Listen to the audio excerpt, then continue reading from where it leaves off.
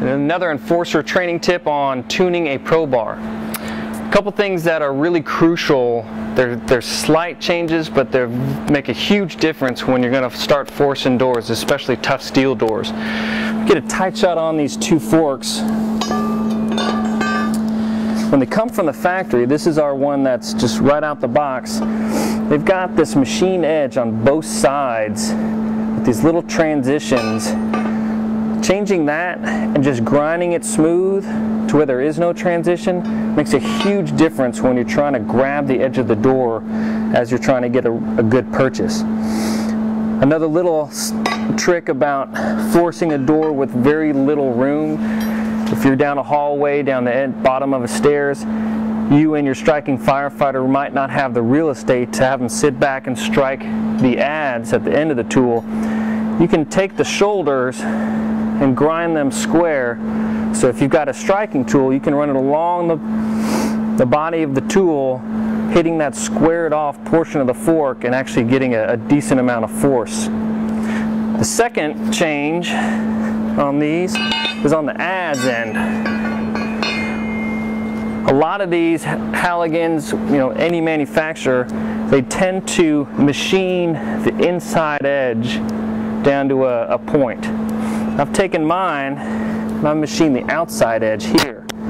The reason being is, if you're going to use the adze to force it into a door that's outward swinging, I want this inside edge of the adze to grab it and be able to crush it.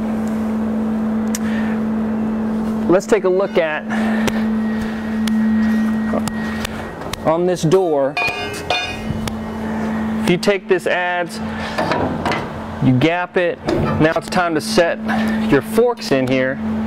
Just because of this machined edge right here really sits flush against the skin of the door, you come in here and you're trying to feel and get that spring of the door to know your fork ends have been grabbing the edge of the door. It fails to do that the way these are machined right out the box.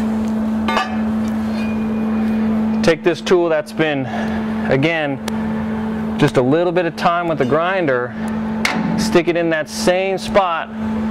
All of a sudden I can grab the edge of that door, feel that flex. When I feel that flex, that's when I want to ask for a hit from my striking firefighter. Without this, you're kind of flying blind. A lot of forcing an inward door is by feel. I want to feel that flex, ask for a hit. Little more I'm going to take, ask for another hit. If you ask for too much, this tool could very likely pop out before I get through forcing the door.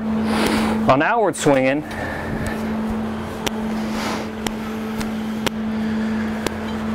again, the reason I like to take this tool and bevel just the outside to a point, not the inside, is when I come in here and I ask my other firefighter to hit this tool, driving it in, I want to be able to take that inside to grab it as I come down and crush the outside of the door.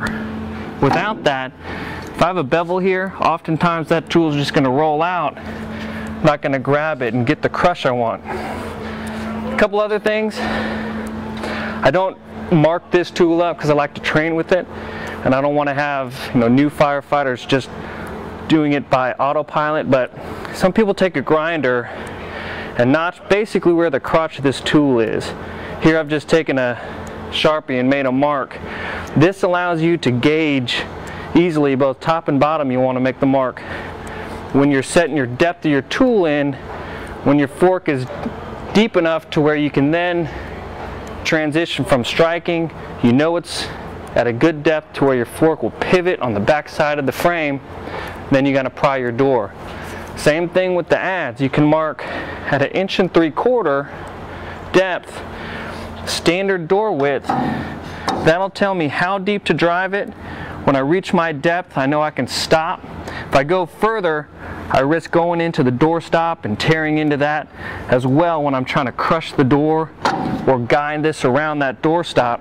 Second thing is, that if you're going to fall short, you run the risk of crushing the door and not reaching that inside door skin.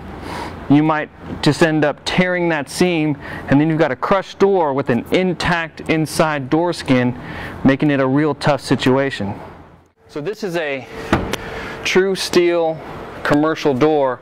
We're going to show on this door, just like the Enforcer door, that difference that taking these little machine edges off the Halligan does.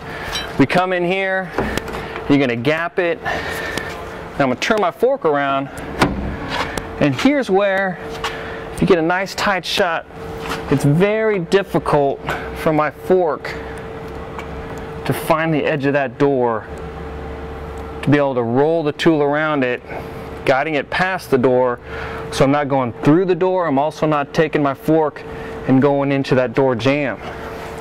Now we get that tuned probe bar. Same thing, come in here, you're gonna gap it. I got a nice grip because I machined the inside, sorry, the outside, not the inside. And we come in here, and now I got a lot of feel. My fork dives in, my beveled edge feels the edge of that door. Now I'm going to ask for a strike, and I'm going to get this through this door a whole lot quicker.